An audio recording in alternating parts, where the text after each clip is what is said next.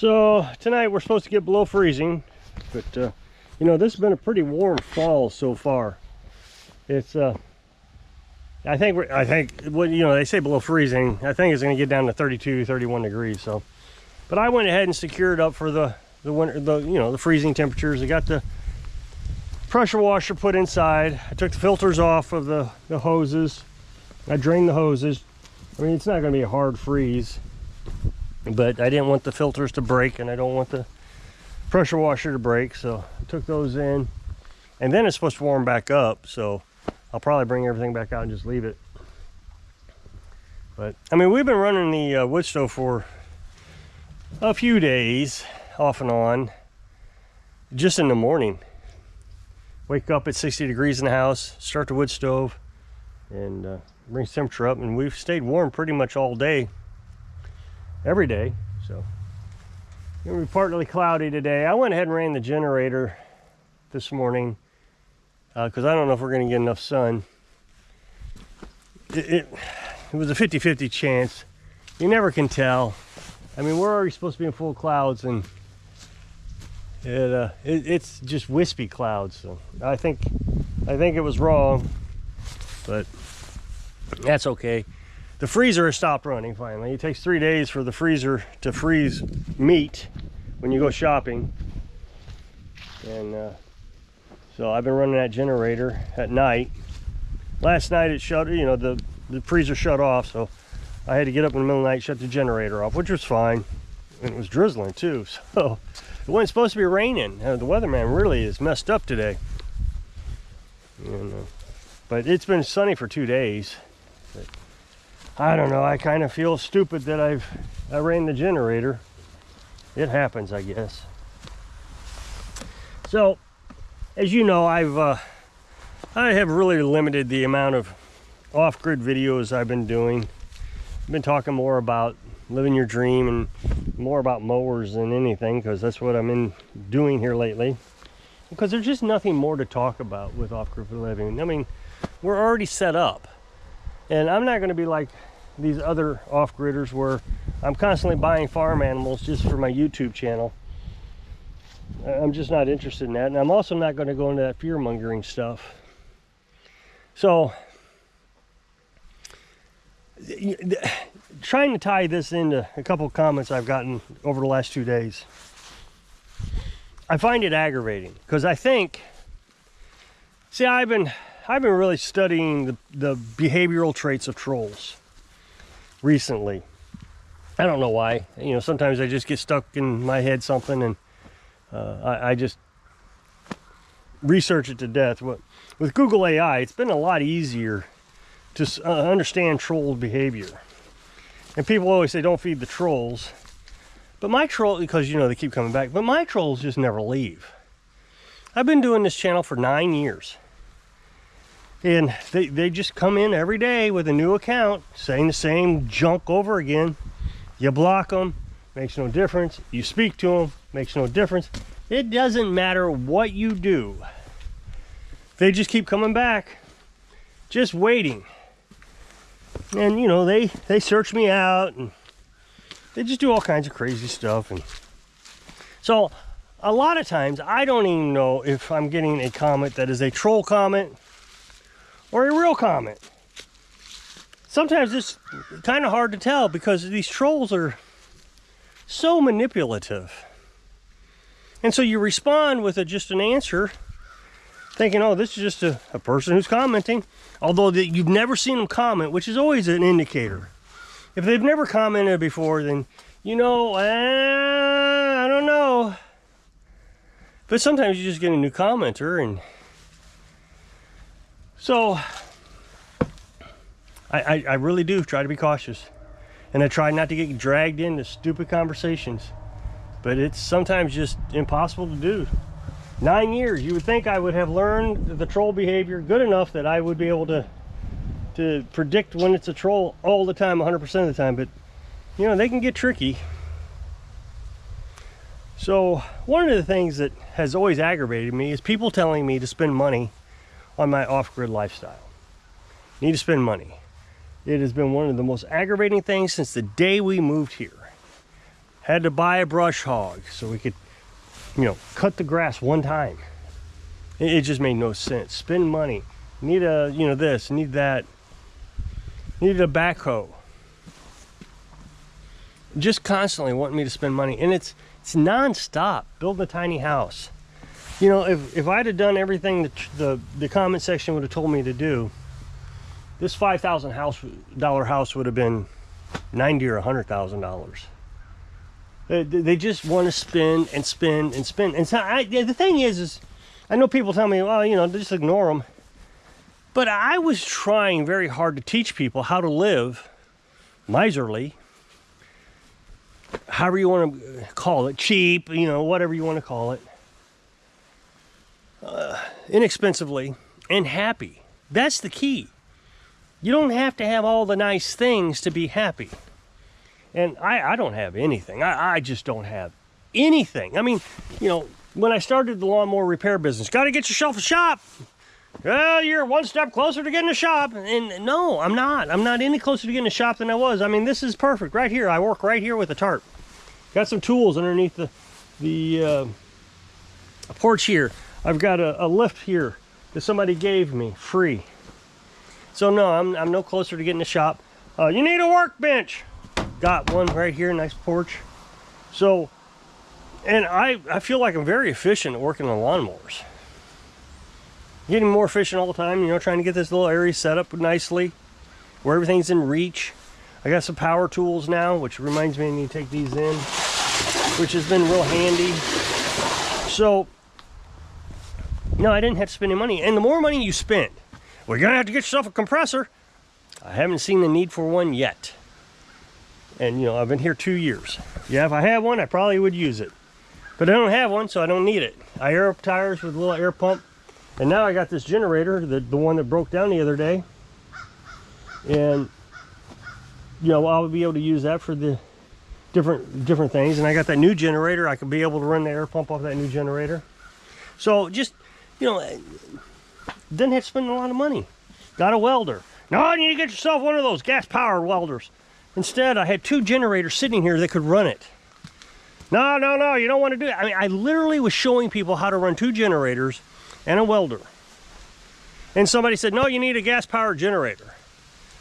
Oh, why? Why not just use what I have? It doesn't make any sense. And so you're always very cautious about replying to people, because as soon as you do, they can attack you in a real troll capacity. And they do. I mean, no matter how you reply, they attack you. So, yesterday, for example, somebody said, have you ever considered a windmill for living off-grid? Which I have. For those who don't know, which I can't understand how anybody wouldn't know, because I've said it 1,000 times, this is not the first time I've set up a off-grid system. Now, I still lived on grid back then.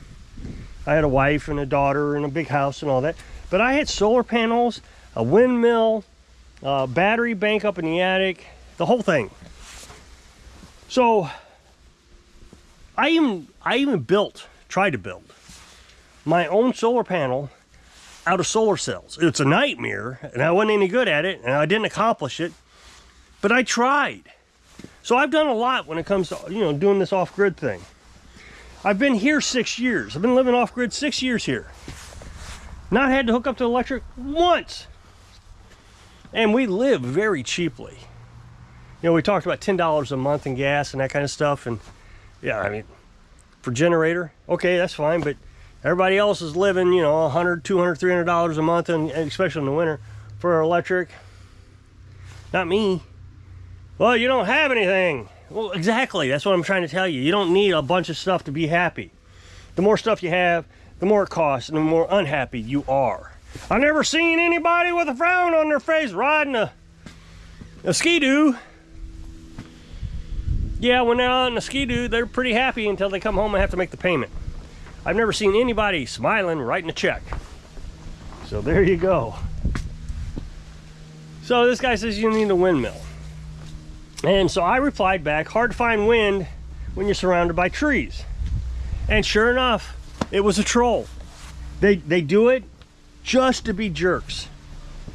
They try to find that opening, that reply, just so they can be a jerk. Well, if you knew anything, you would know that you can produce electric with winds up to 10 miles an hour.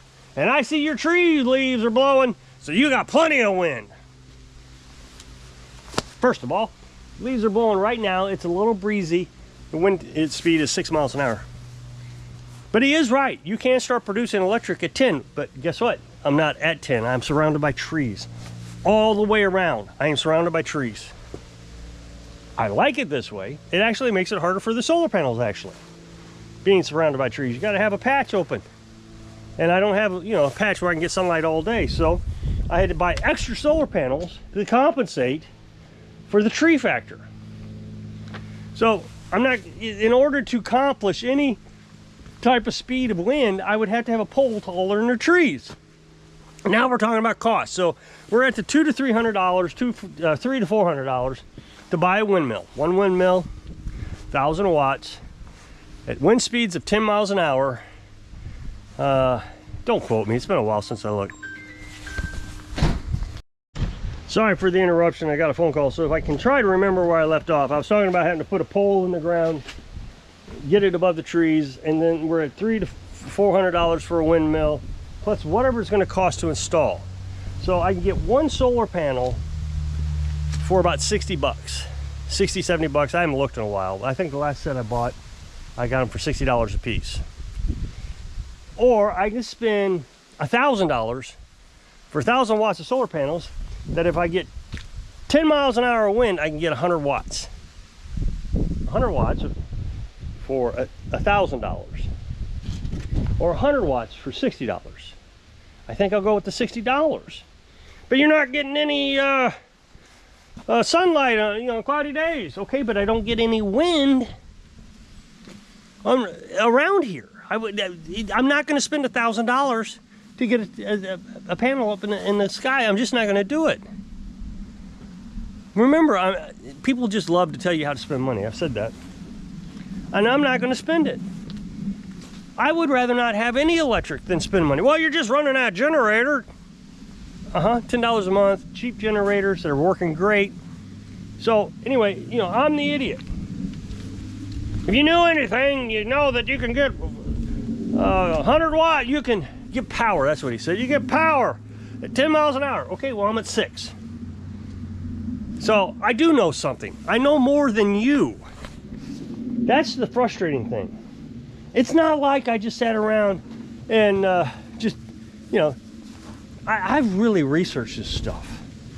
The problem is these people, they watch a YouTube video of, some nomad who's bought a windmill, and all of a sudden, well, you're the idiot, you don't know what you're doing.